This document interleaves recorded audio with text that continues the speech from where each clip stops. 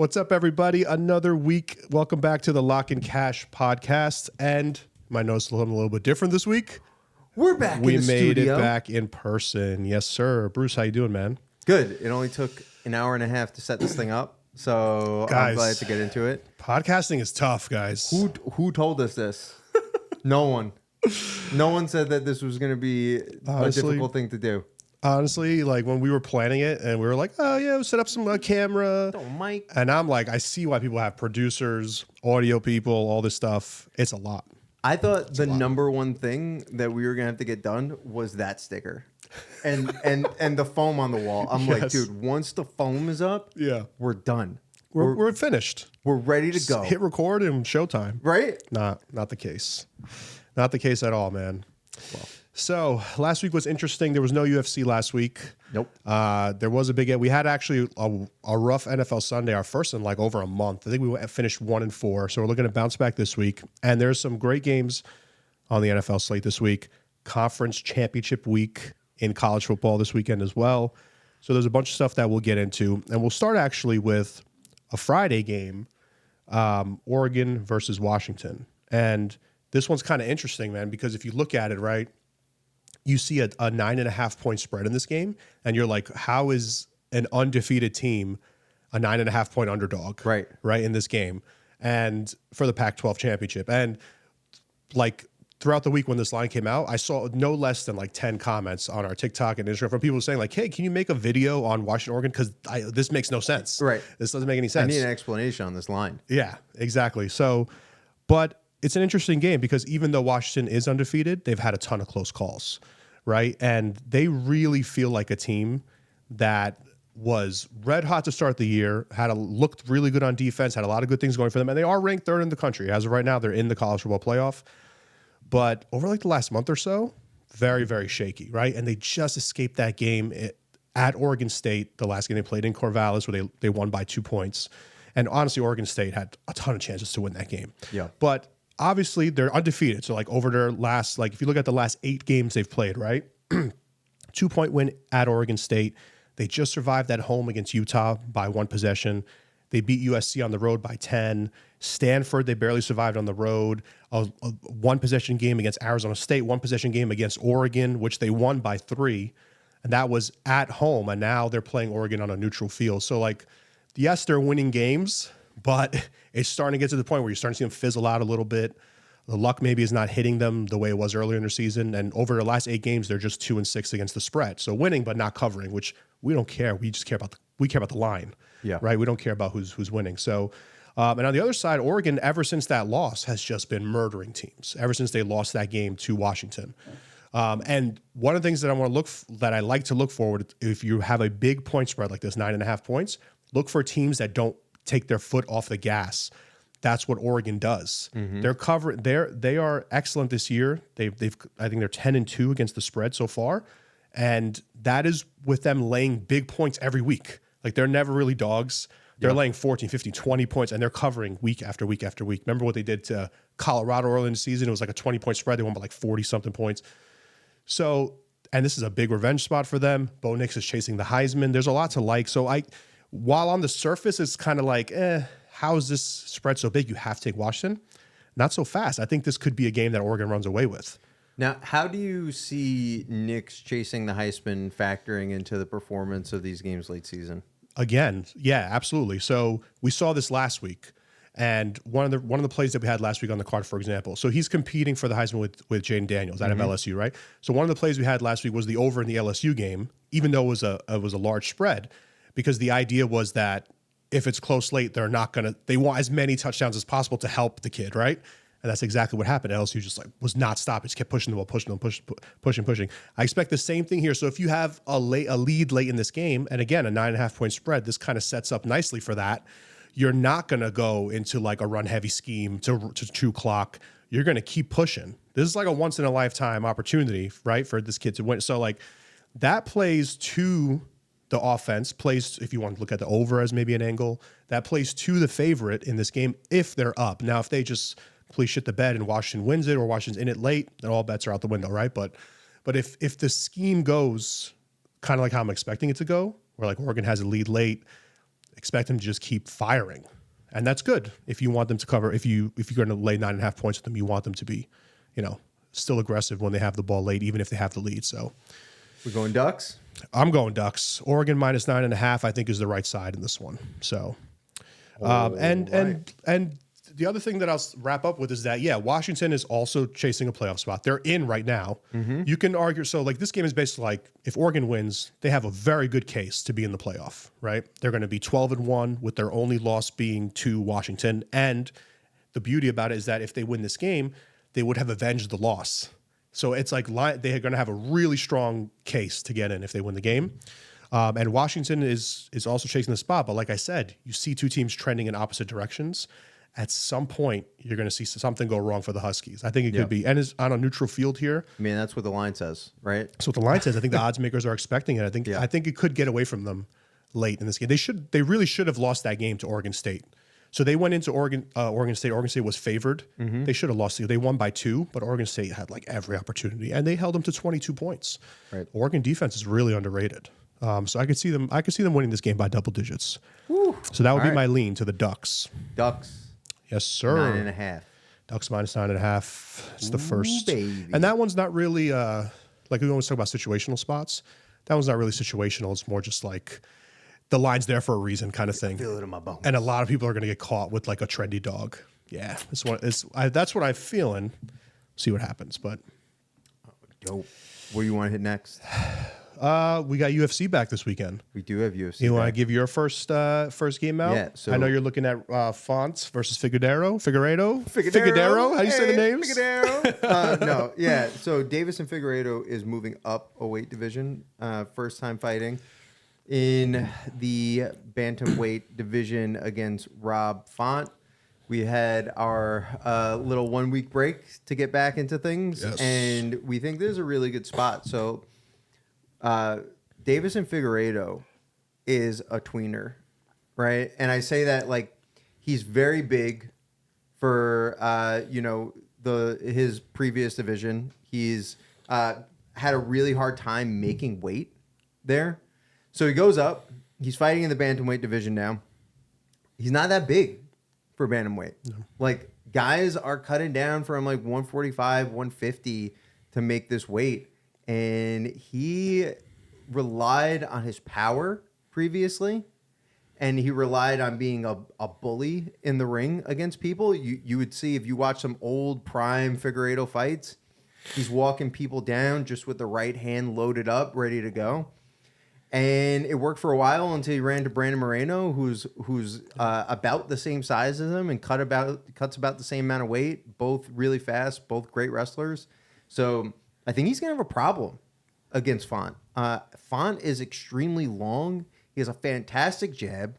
He has great boxing, and he's gonna be much bigger than Figueredo. So when we look at this, the line is representative of a former champion going up in a division. He's a slight dog coming into his new weight class. Rob Font has knocked on the door before, but he's never, fought for a championship. He's never, when he's knocked on the door, he's been knocked backwards. So I think people are giving Figueredo a little bit too much credit. I think he dropped, his last few to Moreno. And I think he's going to look small in there. He's going to look small. I think he's going to get outboxed for 3 rounds. I don't think there's going to be a finish there. So, I think you can maybe lean to the over because Font is a really tough guy. Yeah. Figueredo's losing some of that power going up a division. Great boxing from both guys. You can lean to the over. You can lean to maybe outside the distance. But I think where we're going is going to be Rob Font. Just Font straight up. Yeah. Yes, yeah. That's just on the surface. I could definitely see that going to the cards for sure. Yeah. And there's got to probably be something I'm sure there's something with Figueredo going up a class at his age too. Yeah. Right. Was he 35, 36? Yeah. Listen, he's always wanted to make this jump. Right. But he stayed in the title contention down the lowest weight division. So he's, he definitely has some skills. He has great Brazilian jiu-jitsu. I just don't know how that power is going to transfer, right? Yeah. He was knocking out little dudes. No offense to the 125ers, but those are little dudes, right? Yeah. For sure. So when he's going up a weight class, Font's been in there with some guys. He's fought Sandhagen. He's fought Cheeto Vera. Like, he's fought some big dudes in that 135 division, and he's gone the distance with a lot of them. So I don't see this going Figueiredo's way. I think we're going to see Font money line minus 140. I think is as good as bet as any in that. You can look at the totals on the over and outside the distance, but I think Vegas is looking that way. So I'm going Font. Rob Font. Money line. We're getting back into this. We're getting back into this. We've been away. You missed us. Yeah, I think it makes sense. I mean, he's favored. He is the favorite for a reason, and that kind of checks out with that angle you just described. So that makes a lot of sense. And a lot of the times on these like fight night cards that not a lot of people, like everyone's waiting for the pay-per-views, you can snipe like angles like this and find some pretty good edges, Yeah. Like this seems like a pretty good one. We like these little cards that like precede a huge card. Yeah, right. There's a lot of value there. They're trying to get in. A lot of fighters are on contract for 3 fights a year, and they're like, man, we're at the end of the year. Let's get these guys a fight before we hit that big one. So sure. Yeah. I really like Rob Font over Figueiredo. Sweet. Awesome. All right. Why don't we do football next? Well, this is actually game of the week right here. 49ers Eagles. And I'm sure you'll have thoughts on this game too. I'll quickly go over my like angle for this. And I will admit this is a tough, like, again, we just talked about Washington undefeated as a dog. The 10-1 Eagles as home dogs is wild, right? I mean, that is insane. But per the metrics, it checks out, right? San Francisco is like, I think, first in overall DVOA, and they're top 5 in both offensive and defensive DVOA.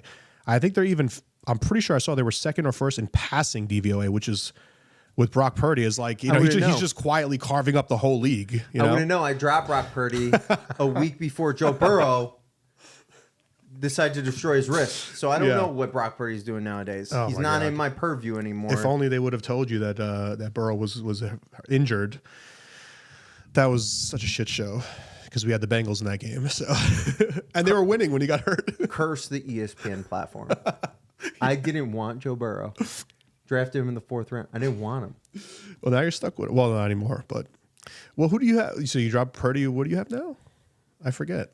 I traded for Justin Fields, but now he's on bye. Right, I'm starting our boy Baker one ankle Mayfield because everybody in our league. I don't know about your league, but why is everybody stashing quarterbacks? Oh my God, our league is like insane. they're gold. Like because in our league, they'd rather just see him on their bench than someone else make use of them. I talk too much. I talk too much crap. That's why. Yeah, that's right. I think there's they see you need something and they just go snipe it. There's like a global Illuminati no way in our home league to make sure that I don't make the playoffs because nobody wants to hear me talk. So they're just like, keep this man out so he cannot talk crap to us. That's true. It's 100% true. So, but Baker against the Panthers, you might, against Carolina. Shit. I don't know how his ankle's doing. Ligament, no ligament damage. But we'll see. I'm no doctor. Well, we'll see. But yeah, I mean, Purdy has been just like lighting up everybody. And you have seen this Philly secondary be slumping a little bit. Yeah. Like Josh Allen had a huge game against them last week. I know. Yeah, I know. I know it was against you, right? Yeah, it was against you. So, so like even though they're winning games, this is like similar to what we just discussed with Oregon, Washington, where it's like, how many times can this keep happening, kind of thing. But at the same time, I totally understand backing the Philly in this game because it's like, why would you try to catch? You're basically trying to catch a falling knife. Yeah, you're like, at some point regression is going to hit them. Regression never hits them. But let me throw this at you. Go ahead. So Eagles, you have it down here in the notes: 7-1 in 1 score games. Yeah. You know who also was like 7-1 in 1 score games last year? Last year? Mm-hmm. I don't remember who.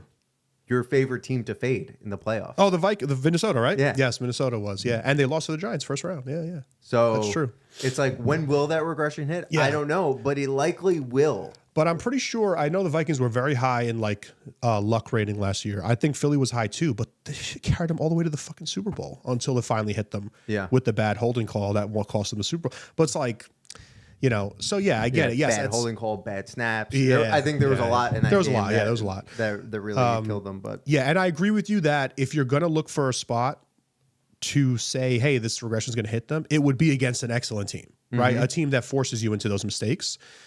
And who knows what that playoff game would have looked like last year if Purdy doesn't go down.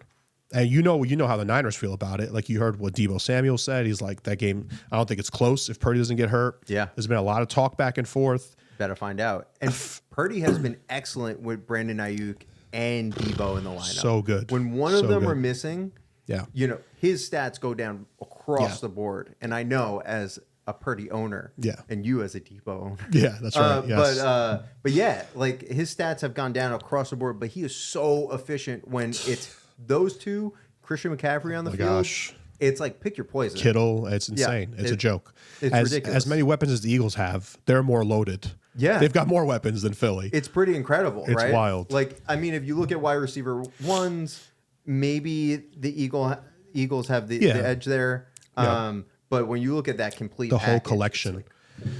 Like, everything. The offensive line, I mean, they're excellent. They're so good. And the one thing that I will say is Philly, like part of the reason that we had Buffalo last week, even though that ended in a push, they lose by 3, we had +3. But like part of that, the angle for that was like the look ahead spot. Right. Philly's going to be looking ahead to this is a massive game, right?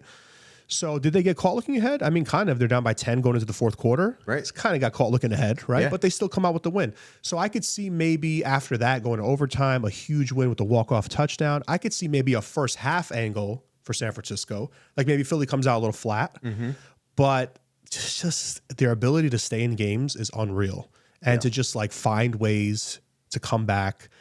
Which is why I wouldn't even talk you out of it if you said, "Hey, I'm betting San Fran -2.5, and then I'm going to tease the Eagles in with another game up to 8.5." Because which we don't often do. But this could be a 3 to 6 point game. Like very likely, this game falls on a key number, and if it's 3, you could catch both of those. I think right now, if you told me that I had to bet the game with the spread as is, I would go San Francisco -2.5, but I wouldn't feel great about it. Yeah. You know, I do like that. I just think that at some point regression is going to hit the Eagles.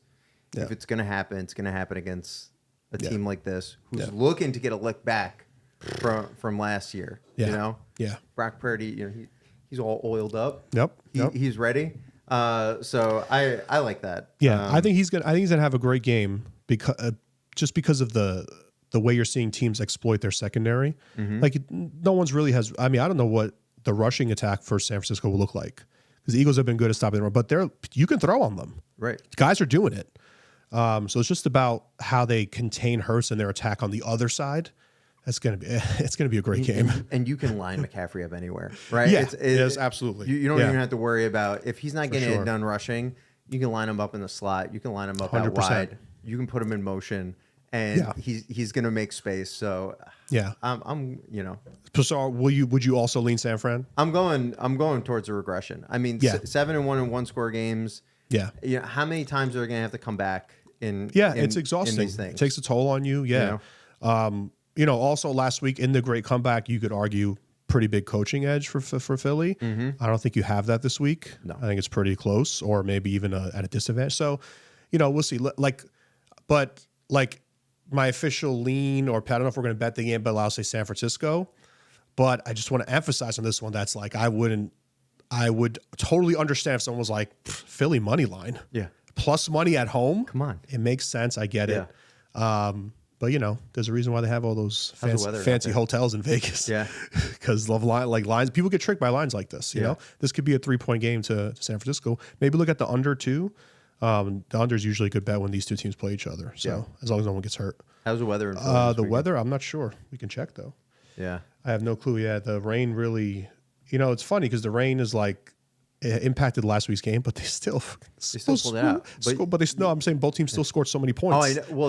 Josh Allen was it's crazy, unstoppable. Yeah, he was in the red zone. And that's another thing that I always like to point out, especially for newer sports bettors, about rain, like the overhit in that game, right? Yeah, people just assume rain, take the under. It's wind. It's not rain. And if it's wind over a certain mile per hour. Bingo. Yeah. Double digits. Yeah. You got 6-7 mile an hour winds. Yes. That seems fast, but that doesn't really impact a grown 6'5" man, chucking a football down the field. Yeah, you know, like this game. It might impact me. Yeah. You know, I don't know if I'm gonna. I don't know if I'm ripping 35-yard outs in the wind, but you know, these are professionals. So yeah, it looks like cold with a 20 to 25% chance of rain, but no wind. Wind is really what you want to look for, right? Because that's going to affect field goals. That's going to affect some passing games. But the rain is like, these guys, the gloves are sticky too. Like they're just, there's not going to be many games where the rain impacts you. Have you ever put on like one of those wide receiver glove? NFL caliber wide receiver never gloves? Have you? Hell yeah. And it's like what? Like it's if I had these back in the day, I wouldn't be on this podcast. You wouldn't be here right now. I'd be one-handing stuff out there. They are incredible. I encourage any of you sports fans, if you want to feel like you are a superstar, go to your local sporting goods store, go on Amazon, get some nice, you know, take some of your winnings from this weekend, get some nice wide receiver gloves. Just catch a few balls. Tack those up. Get somebody to throw you a ball. I'm saying you're one-handing things like I mean, Odell. you see them do it. It's like, how do they do that? And, right. I don't have the biggest hands in the world. I'm still grabbing things out of the air. No way. And, you know, when you see Odell grab one thing, I'm not even impressed anymore. Is that wild? After doing it. It's insane. Jeez. Absolutely insane. So if you... And they don't have any... The NFL doesn't have any, like, stipulations around... I don't know. The stickiness of the gloves. There's got to be something. They're built so you just spit on them. Oh, are they? Okay. You don't even have to spray anything. If you want to get... okay. I was in a flag football league. Maybe I use Stickum. Maybe I use Stickum in that league. But nobody's checking. But, you know, they're meant to... you just run them together, and they become the stickiest thing in the world. Wow, so no way. If you want to feel like a superhero this weekend, go out, get some wide receiver gloves, throw those on. There you go. Have somebody throw you some passes. You're going to feel like an all-star. It's Sick. the best feeling in the world. Amazing. We should go out after this. I think I have them in the closet. You wanna go, we'll go across the street after this podcast. We'll do some B-reel. We'll bring the cameras, and we'll just have people one-hand and stuff. Oh, man, that's funny. Okay. Oh, that's wild. All right, cool. So we both lean San Fran. Yeah. All right, cool. For sure. I can't wait to watch that game. That's gonna be wild. I can't wait to get some passes. Let's get to your second fight. So I know you're looking at Sean Brady, Kelvin Gastelum. Hit me. So we're looking at Sean Brady and Kelvin Gastelum. There's a bit of a stylistic matchup here that we want to talk about, and then we also just want to talk about like Kelvin Gastelum can't get in the ring. He's canceled like his last 2 or 3 fights. Oh, that's right. You're right about that. Due to injury, due to breaking all of his teeth, and not being able to fight. Like he's been having a real problem getting back into the ring. There's 2 versions of Kelvin Gastelum. There's the focused one that's an absolute animal that almost beat Israel Adesanya, almost knocked out Izzy. Like we're talking about prime up and coming Izzy. And then there's the Kelvin Gastelum who looks like a refrigerator and can't and is just like unimpressive. He's unmotivated and he performs really poorly in fights. And I don't know which one we're going to get, but I know the Sean Brady that we're going to get. Sean Brady was knocking on the door of a title shot before he lost to Bilal Muhammad, right? And I thought that was a really bad stylistic matchup for him. We picked Bilal Muhammad in that fight. He was a huge dog. We felt like the wrestling was going to be negated, and Bilal Muhammad has just like a gas tank that never ends. Sean Brady wilted under that. I don't think that's going to be the case here. Kelvin Gastelum, not the greatest gas tank in the world, right? No. He's an okay wrestler. He's an okay striker. But overall, and he doesn't defend submissions well. He got submitted by Jack Hermanson in like 25 seconds. So we think Sean Brady is going to be able to out-wrestle him, out-cardio him in this particular matchup, and either come out with the decision win or come out with a submission victory. So that's what we're leaning. We're leaning the Sean Brady money line to minus 120. Minus 120. Sean Brady, excellent wrestler. Like, I underestimated him. We capped him pretty poorly up into the Bilal Muhammad fight. Like, some people, you don't understand how good they are in their particular skill set until you see them matched up with somebody who is like a superstar, right? Sean Brady was grappling everybody, making it look easy, and we were just sort of underrating that. So like every time we'd be like, this guy will be able to get up against Sean Brady. And then you watch and you're like, okay, he's pinned to the floor for 3 rounds. Yeah. So I'm in on Sean Brady's wrestling ability. Gotcha. We have Kelvin Gastelum with a Greco-Roman background. Mm-hmm. I don't think he's going to be able to defend those single legs. And I don't know what type of shape he's going to come in. We're going to see. Right. We're going to see tomorrow when we get to weigh-ins. Yeah. Which Kelvin Gastelum we're getting. Right. If our guys out there just needing the curtain, I think he's going to be in for a long night. Gotcha. And Brady, I mean, that loss that Brady took, that was his last fight, and it's his first loss. Yeah. So 15-1. I mean, that's kind of like, I'm interested to know, like, maybe there's no numbers on this, but if UFC, like in terms of bounce back spots, like when we have a really good football team, we're like, oh, they lost as a big favorite last week. This is a good bounce back spot for them. Is that 50-50. really a thing in MMA or not? No, it's about 50-50 on bounce back spots, actually. So I actually looked that up, I think probably 2 weeks ago for one of them. Bounce back spots really aren't a thing. You're as able to lose in that bounce back spot as you are to win. It's probably because it's so dependent on matchup. Right. Like, yeah, that makes sense. Yeah. Gotcha. How much Dana and Sean Shelby like you? You know? That too. Are they trying to prop you up in the next Yeah. one to get you going again, or are you on your way out and they're just looking to sail you off into the LFA or whatever? Right. Gotcha. So. Sweet. All right. So Sean Brady -120. That's a good price too. If there's a good edge there, Some it tight seems like lines. there is. You know, we're not going big dogs this week, but we'll hit these. Hey, winner. It doesn't matter as long as it wins, right? Yeah. Sweet. All right. Let's do before we get to the parlays and some other stuff. Let's do I'll do a quick thing on Georgia Bama. So we have to talk about it. It's a huge game. Yeah. SEC Conference Championship. So, a couple things about this game. If you're going to bet it, I don't know if we're going to bet it yet, but a few angles that I think are important. The Alabama walk-off win not walk-off, but the crazy miraculous win they had last week.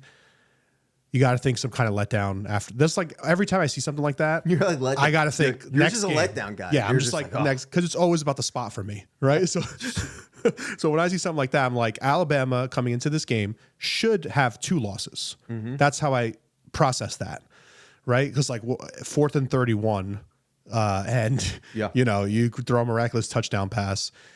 As soon as that happened, I'm like, okay, so that's that. I'm looking at a 2-loss team, not a 1-loss team. Like they have 1 loss right now. I'm looking at a 2-loss team. They should have lost to Auburn. And they come into this game. Georgia's -5.5. Sounds. I don't see really any like edge on the line. Sounds fair to me. Maybe you could even argue that maybe should be bigger. This game is in. One thing I want to say is these are neutral field games. These conference championships, but this game is in Georgia. It's in Atlanta. So, maybe a little more comfort for the Bulldogs there versus Bama. The biggest thing that I'll say is with the letdown and with this, Georgia's had Stetson Bennett at QB for the last couple of years, won two championships with him. Now Carson Beck at QB, his first time in a big, huge game, nationally televised primetime like this. And combine that with the letdown that I expect a little bit from Alabama, I think the under could be a good look in this game, right? And it's sitting at a key number, 54.5, which is important. Because 30-24 final, right? Stuff like last week, Ohio State Michigan was a 30-24 final. So if you can get 54 on the hook, I think if you wait till Saturday, this could drop. This could be like 53 total, and then you're like below that key number where you might just lose by the hook. So I think the under is a good look, but I think you gotta. It's like on the surface, it's like, oh, again, just like watch Alabama as a 5-point dog. Nick Saban as a dog, he has a stellar record as a dog. If you look it up, I mean, Nick Saban has like a stellar record. Period. We're not, Yeah, but as a dog, it's even like it's insane. I'll have to check, but it makes it that's hard to like fade these lines. But this is where odds makers get people, right? Because like people say, oh, no matter what happens, Bama's the right play. Bama's a dog. Bama's a dog. But like when it loses, you don't feel that. You're like, fuck, I'm such an idiot. Like, So and Georgia's a really good team, and it's a tough game to call, which is why I immediately look at the under. I think you could 2 of the best defenses in the country, 2 quarterbacks that, and even Jalen Milroe, he's been playing great for Alabama, but he wasn't even the starter all year. There was a question, like, is he good enough to start? Then he finally got comfortable and he's rolling now. But I just got to think after that crazy win last week in the Iron Bowl, like, you got to come out a little flat after that. How do you not come out a little flat after that? I mean, I feel like you have a sixth sense for letdown spots and just like being emotionally drained, 3 kids. 3 kids. Yeah. you got to put these slates together every single day. You got to sweat them out. Sure. Yeah. Like you know what emotionally What it's like? you know what it's like to be emotionally drained. True. So, that is true. You know, I believe it. But these spots, whenever we do letdown spots, I'm like, Jeff knows. But they're historically so like, because what are we trying to do in? We'll wrap up. But what are we trying to do when we make systems? Yeah, we're trying to find like edges that you can't quantify. Like we're trying to quantify things that you can't really. They were playing on human nature, right? Like psychological stuff. Like, oh, Bam has a dog. The Niners -2, like, you know, under the key number, like psychological things about human nature. And human nature is just like after a win like that, you know, how do you not? It's very hard to refocus after something like that. And I know they have multiple days, but this is like true year over year. Happens to teams all the time. It's how sports bettors like get profitable. They find angles like this. So I would look to, you know, if I had to bet the spread, I'd go Georgia, but I think the under could be the look for this game. All right. With Bama, Georgia. So, and now we can get into, so we're going to do, you want to do parlays real quick? Parlay of the week, which I lost by one leg last week. Pocket change parlay. Yeah. The Texans was the one leg that lost last week for me. So can you all, the horrible Falcons win and the Ravens, no problem, but the freaking Texans. I mean, listen, man, they trotted him out onto the field. He's never hit more than a 50-yarder in his career. Yeah. The last time he hit a 54, I think they said was high school. Yeah, it was rough. So that doinking off the front, like it was dead brutal. Center. Brutal. It was perfect. Yeah. Doinking off the front was just like. But you know where they lost that game? They lost it on third down. When on the scramble. Because it was third and long. All you had to do was get 3, 4, 5 yards. Anything. But you say that, but then when you look at Stroud, and then you saw what he did a couple plays before in that quarter, where he wrapped around like 3 times and hit a man downfield, and it's like for every 2 of those, you're gonna get one where he gets wrapped up, right? So he's young, he's athletic. You just have to let him. It's a tough call, but it's just rough. You gotta be smarter in that situation. Yeah, it's like if you just even if you just run the ball there, right, and just get like 3, 4 yards, that kick goes in. Yeah. But you don't know. You can't tell the future. You gotta get 3, 4 yards from Devin Singletary, who had a great game. Had a great game. You know. I won't say. All right, so let's jump into the long shots. Okay. Pocket change parlays. Hit me with your NFL one. I'm going back to 2 legs this week. I'm tired of losing by one leg. 49ers -2.5. We talked about it. Like that spot. Hopefully a little bit of regression hits the Eagles. Hopefully the refs are not going nuts this weekend with Philly at home. And then the Lions -4 in New Orleans. The Saints are 0-4 ATS at home this season. They've been terrible. Lions in a good bounce back spot. They've been great on the road. I like the Lions. You put those two together, I think it's like around +250, +260. 2 spreads. I'm not even going money line this week because I look at the spread and I don't think a lot of dogs win this week. Okay. I'm sorry. I looked at the slate. Yeah. Like last week at the Falcons. The week before that we had, I think it was the Brown. Like we've given out dog, but I think this week is like a favorites week. Okay. It looks pretty heavily. And well, so that's around +260. Lions with the bounce back. I am going back to the UFC, and I am not doing 2 legs. I'm not backing down. We're going to 3 legs, and we're going to hit this week. So I got, we're going to kick this off with Punahele Soriano. We're going to take the money line against Dustin Stoltzfus. Dustin Stoltzfus can't really defend strikes, can't really defend wrestling. He's like a decent fighter. He's just a guy. I think Punahele is probably going to win by KO, but we're going to take the money line to be safe. Sweet. Then Font, already talked about. Think he's going to outbox him for 3 rounds. Think he's going to be bigger, possibly stronger. We're going to go Font money line at -145. And Jalen Turner. I am taking Jalen Turner against all of our systems of short notice favorites. Don't care. He's too long. He's too strong. Bobby Green is a counterpuncher, and he is not going to be able to counterpunch somebody with that much reach on him. I think this is going to look bad. We were going to go with Dan Hooker in this fight before he had to pull out. The Spider, Jalen Turner, is basically the same frame as Dan Hooker. Yeah. Same fighting style. And we think that Turner is going to get this one at -200. Sweet. So we put that together. And Jeff, I forgot what the odds were. Could you tell me? Oh, yeah. It was like +250, I believe it was. Okay. So we're just going to say it. +250. Roughly. So around there. Yeah. Punahele, Font, Turner, all money lines. Let's go. Easy This one's smacking. This one I feel very good about. Easy money Saturday. This one's smacking. You're due. It's going to smack because I'm not going to be able to watch it. So that's like the bad luck thing. If you watch, it all goes south. Yeah. All right, cool. We can wrap up. You want to do the ATS? You want to do some like quick ATS picks? Do you want to do a rapid fire against the spread? I'll give you 3 games. You just pick them. Yeah. Okay.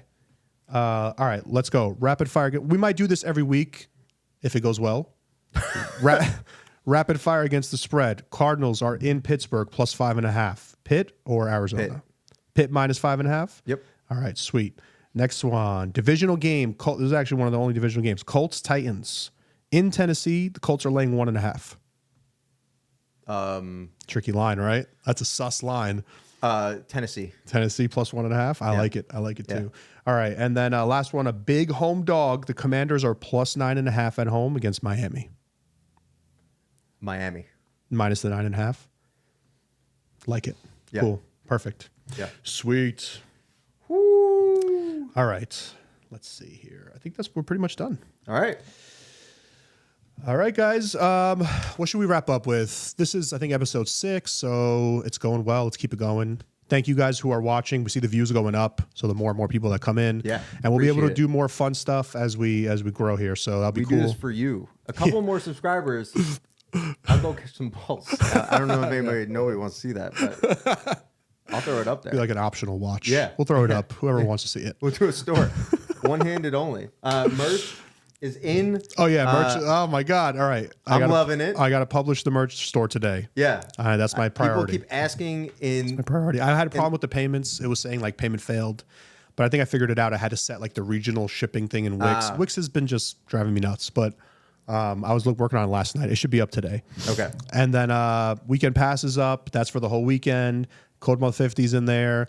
The seasonal pass, people were emailing about the Gridiron Pass. It's discounted right now as far as we can discount it, but you're kind of like towards the back end of the NFL season. So I think you get better value out of the Code Month 50, in my opinion. But yeah, that's pretty much it. We'll be back next week, guys. Thanks for watching. See ya. Peace out. Later.